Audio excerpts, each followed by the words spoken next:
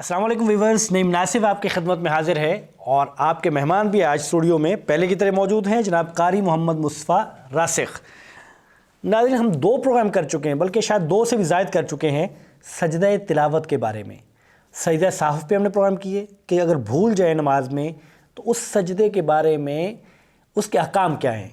फिर सजदा तिलावत के बारे में हमने बात की और हमने 2 प्रोग्राम या 2 से ज़ायद किए। आज भी हमारे पास सवालात जो हैं वो सजदा तिलावत के बारे में हैं और इंशाअल्लाह ताला आपके सामने इससे रिलेटेड जितने सवालात हैं वो इंशाअल्लाह हम आपके सामने पेश करते हैं। सबसे पहले कारी साहब को वेलकम करते हैं शो में। कारी साहब, अस्सलाम वालेकुम वरहमतुल्लाहि वबरकातुहू। वालेकुम अस्सलाम वरहमतुल्लाहि वबरकातुहू। अच्छा शेख, ये बताइएगा कि एक साइल कहते हैं कि अगर मैं कुरान मजीद की तिलावत कर रहा हूँ या मैं सुन रहा हूँ और ये वक्त है नमाज फ़जर के बाद का और नमाज असर के बाद का, तो क्या इन नमाज़ों के बाद भी मुझे सजदा तिलावत करना पड़ेगा? बिस्मिल्लाहिर्रहमानिर्रहीम। नमाज फ़जर और नमाज असर के बाद नफली नमाज पढ़ने से जो मना किया गया है वो हुक्म उमूमी नवाफिल जो हैं उनके बारे में है। अगर कोई सबबी नमाज आ जाती है, जैसे तहियतुल मस्जिद है या इसी तरह तहियतुल वज़ू है, नमाज जनाजा है, सूरज ग्रहण या चाँद ग्रहण की नमाज कसूफ़ या नमाज खसूफ़ है, तो इस बारे में अहले इल्म का ख़्याल है कि ये नमाज़ें नमाज फ़जर के बाद भी पढ़ी जा सकती हैं और नमाज असर के बाद भी पढ़ी जा सकती हैं। इसी तरह सजदा तिलावत जो है ये भी एक सबबी सजदा है। आप तिलावत कर रहे हैं, तिलावत करते करते उसी दौरान जो है आयत सजदा आ गई और एक सबब पैदा हो गया सजदा करने का। तो जब ये सबब पैदा हो गया तो अब आप बेशक फ़जर के बाद तिलावत कर रहे हैं या आप नमाज असर के बाद तिलावत कर रहे हैं, जब आप आयत सजदा पढ़ेंगे तो उस वक़्त आप सजदा भी कर सकते हैं, इसमें कोई हरज वाली बात नहीं है। और दूसरी बात ये है कि नबी करीम सल्लल्लाहु अलैहि वसल्लम ने इन औक़ात में नमाज से मना फ़रमाया है, सजदे से मना नहीं फ़रमाया। तो ये सजदा जो है ये नमाज नहीं है, इसके अंदर नमाज वाली शराइत भी नहीं है, इसके अंदर नमाज की बहुत सारी ऐसी शराइत जो नमाज के अंदर ज़रूरी होती हैं, अहले इल्म के राज मौक़िफ़ के मुताबिक इसमें उन शराइत का होना ज़रूरी नहीं है। तो गोया कि एक तो ये सजदा ये नमाज नहीं है और दूसरी बात ये है कि अगर इसको हम नमाज का सजदा भी समझ लें या नमाज के सजदे पर क़ियास भी कर लें तो इसका एक सबब जो है वो पैदा हो गया है कि आपने आयत सजदा की तिलावत की। तो जब आपने आयत सजदा की तिलावत की तो उस पर आपने सजदा कर दिया।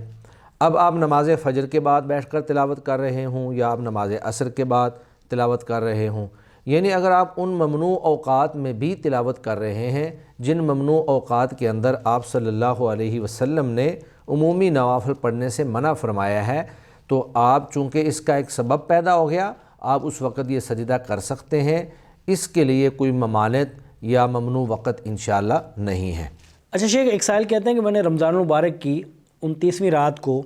एक मैंने ख़िताब सुना जिसमें वाइस या ख़तीब जो हैं वो सूरह इंशिकाक की आयात तिलावत कर रहे थे और जब आयत सजदा आई तो वो मिंबर से यानी वो दर्स दे रहे थे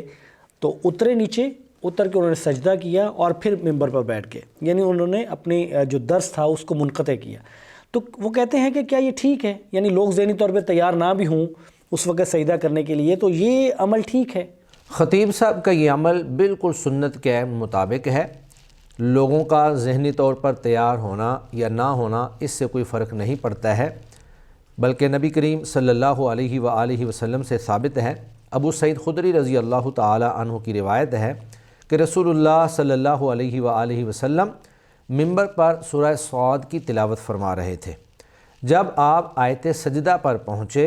तो आप नीचे उतर कर आपने सजदा किया और आपके साथ लोगों ने भी सजदा किया।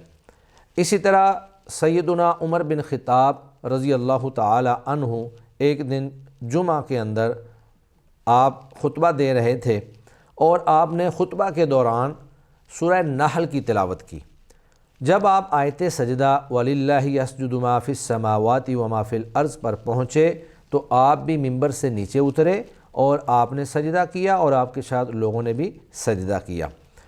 تو اللہ کے نبی صلی اللہ علیہ وسلم کا عمل، سیدنا عمر بن خطاب رضی اللہ تعالی عنہ کا عمل، یہ دونوں احادیث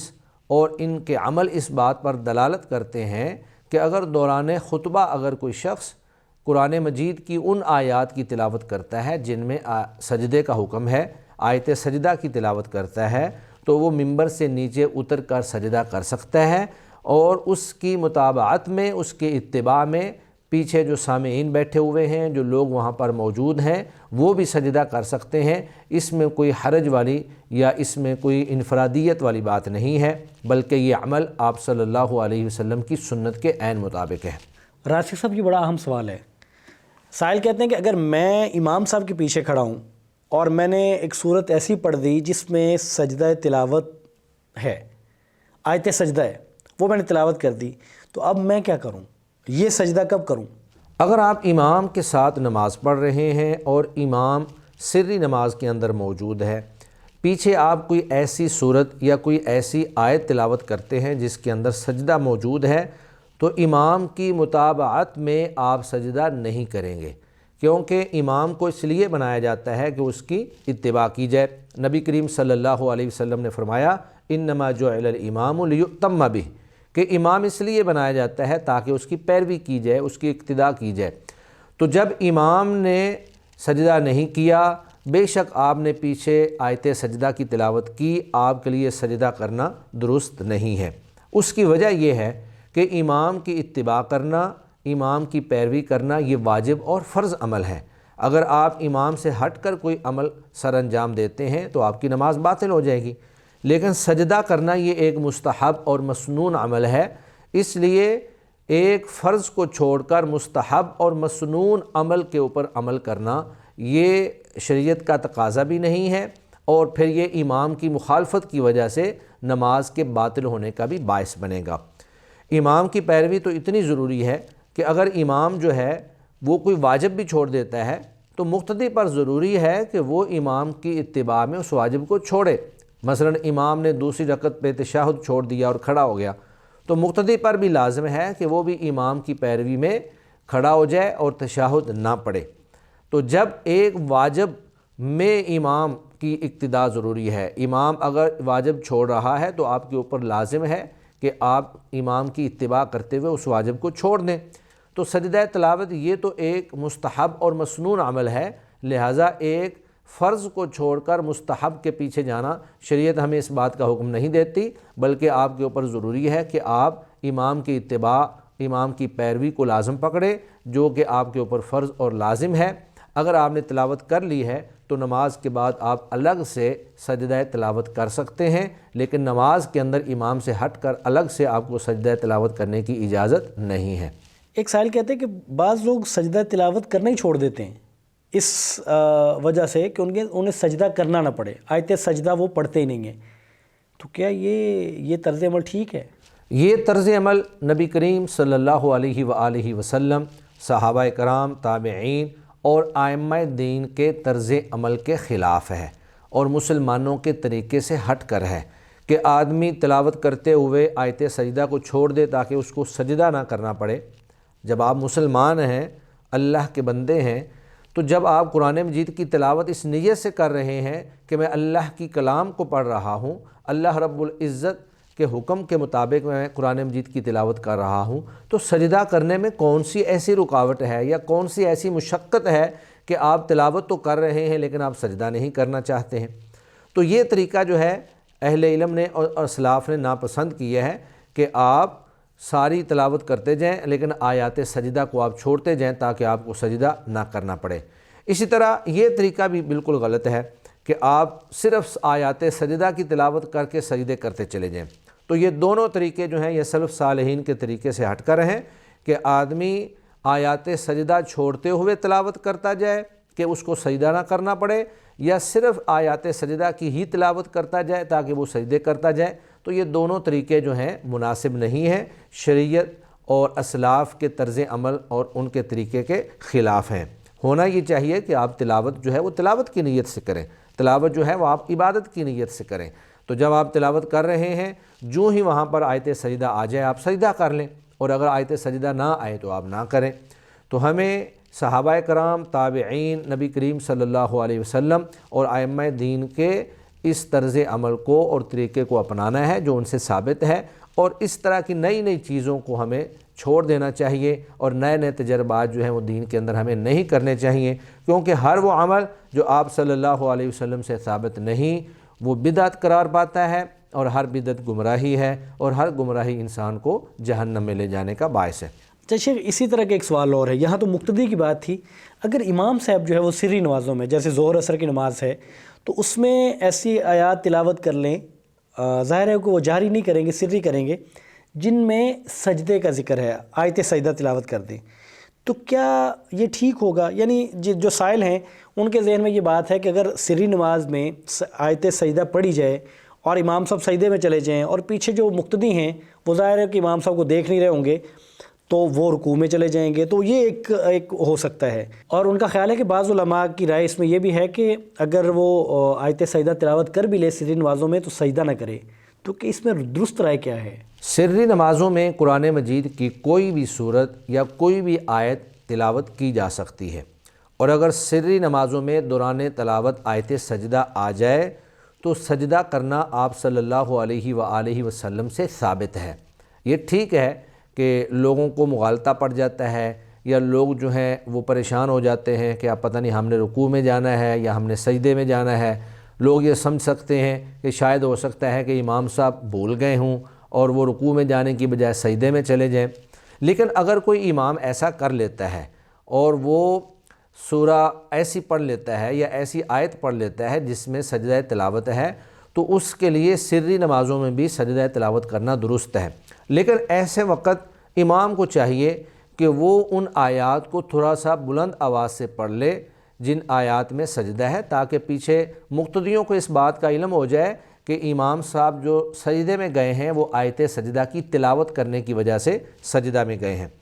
ورنہ نبی کریم صلی اللہ علیہ وآلہ وسلم سے سری نماز میں، ظہر کی نماز میں سجدہ تلاوت کرنا یہ آپ صلی اللہ علیہ وسلم سے ثابت ہے۔ سیدنا عبداللہ بن عمر رضی اللہ تعالیٰ عنہ فرماتے ہیں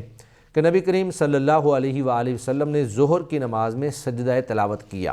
پھر آپ کھڑے ہو گئے، پھر آپ نے رکوع کیا، تو پھر جا کر ہمیں پتہ چلا کہ آپ صلی اللہ علیہ وسلم نے نماز ظہر کے اندر سورہ سجدہ جو ہے یہ تلاوت کی تھی۔ یہ حدیث امام ابو داود نے اپنی کتاب سنن ابو داود کے اندر نقل کی ہے۔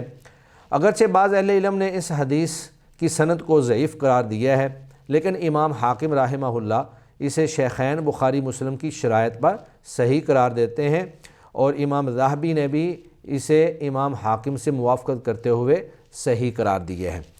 تو امام حاکم اور امام ذہبی کی تصحیح سے یہ بات معلوم ہوتی ہے کہ یہ حدیث صحیح ہے، اور یہ ہمارے لیے قابل حجت ہے کہ نبی کریم صلی اللہ علیہ وآلہ وسلم نے سری نماز کے اندر سورہ سجدہ کی تلاوت کی، اور آپ صلی اللہ علیہ وسلم نے باقاعدہ سجدہ تلاوت بھی کیا۔ اچھا شیخ، یہ بھی بتا دیجئے کہ قرآن مجید میں کل کتنے سجدے ہیں، یعنی آیات سجدہ ہیں؟ بعض لوگ کہتے ہیں 14 ہیں، بعض کہتے ہیں 15 ہیں، تو ان کی صحیح تعداد کیا ہے؟ اہل علم کے راجح موقف کے مطابق قرآن مجید کے اندر سجدوں کی تعداد 15 ہے۔ امام احمد بن حنبل رحمہ اللہ کا بھی یہی موقف ہے۔ سیدنا عمر بن عاص رضی اللہ تعالی عنہ سے روایت ہے کہ نبی کریم صلی اللہ علیہ وآلہ وسلم نے انہیں قرآن مجید میں 15 سجدے جو ہیں وہ پڑھائے، جن میں سے 3 جو ہیں وہ مفصل صورتوں میں ہیں، جبکہ 2 سجدے جو ہیں وہ سورۃ الحج کے اندر ہیں۔ تو سورہ حج کے جو سجدے ہیں ان میں بعض اہل علم کا اختلاف ہے۔ بعض اہل علم کہتے ہیں کہ سورہ حج کے اندر صرف ایک ہی سجدہ ہے، لیکن درست بات یہ ہے کہ سورہ حج کے اندر ایک نہیں بلکہ 2 سجدے آپ صلی اللہ علیہ وسلم سے ثابت ہیں۔ سیدنا عقبہ بن عامر رضی اللہ تعالی عنہ فرماتے ہیں کہ میں نے رسول اللہ صلی اللہ علیہ وسلم سے پوچھا کہ کیا سورہ حج میں 2 سجدے ہیں؟ آپ صلی اللہ علیہ وسلم نے فرمایا نعم، ومن لم يسجدهما فلا يقرأهما، کہ ہاں سورہ حج میں 2 سجدے ہیں، اور جس نے ان دونوں سجدوں میں سجدہ نہ کیا گویا اس نے سورہ حج کی تلاوت نہیں کی، اس نے سورہ حج کو نہیں پڑھا۔ تو اس حدیث سے یہ بات ہمیں معلوم ہوتی ہے کہ قرآن مجید کے اندر سجدوں کی جو تعداد ہے وہ 14 نہیں 15 ہے، اور سورۃ الحج کے دونوں سجدے جو ہیں وہ آپ صلی اللہ علیہ وآلہ وسلم سے ثابت ہیں۔ اچھا شیخ جی، یہ ایک بڑا اہم سوال ہے کہ کیا جو سجدہ تلاوت ہے یہ قاری اور سامع یعنی جو پڑھنے والا ہے، تلاوت کرنے والا ہے اور جو سننے والا ہے، دونوں کے لیے ہے؟ سجدہ تلاوت قاری اور سامع دونوں کے لیے مستحب اور مسنون عمل ہے۔ جس طرح تلاوت کرنے والا، قرات کرنے والا قاری جو ہے جب آیت سجدہ پر پہنچے گا اور وہ سجدہ کرے گا، تو اسی طرح سامع جو ہے وہ بھی اس کے ساتھ اس کی اتباع میں سجدہ کرے گا، کیونکہ جو تلاوت کا اجر و ثواب تلاوت کرنے والے کو مل رہا ہوتا ہے، بالکل وہی اجر و ثواب جو ہے وہ سامع کو اور سننے والے کو بھی مل رہا ہوتا ہے۔ اور متعدد روایات اس بات پر دلالت کرتی ہیں کہ جس طرح تلاوت کرنے والے قاری کے لیے سجدہ کرنا جو ہے وہ مسنون اور مستحب ہے، اسی طرح تلاوت کو سننے والے سامع کے لیے بھی سجدہ تلاوت کرنا مسنون اور مستحب عمل ہے۔ شیخ جزاکم اللہ خیر، اللہ تعالیٰ آپ کو بڑی برکتوں سے نوازے۔ ناظرین، یہ تھا ہمارا آج کا پروگرام جس میں ہم نے سجدہ تلاوت پر بات کی، اور سجدے سے کے بارے میں جتنے مسائل ہو سکتے ہیں ہم کوشش یہ کر رہے ہیں کہ ہم جس موضوع کو لے کے چلیں اس کا پوری طرح احاطہ کریں، اس میں کوئی پہلو رہنے نہ دیں۔ پھر بھی کوئی رہ سکتا ہے تو آپ کے ذہن میں کسی دوسرے پہلو سے کوئی سوال ہو تو آپ ہمیں ضرور لکھ بھیجیے، اور جب آپ یہ پروگرام دیکھ رہے ہیں تو اس کو آگے بھی شیئر کریے۔ یہ نیکی ہے، یہ صدقہ جاریہ ہے، اور انشاءاللہ تعالی آپ اس پروگرام کو شیئر کرنے کی وجہ سے اس نیکی میں حصے دار بن جائیں گے۔ ہمیں اجازت دیجیے۔ السلام علیکم ورحمۃ اللہ وبرکاتہ۔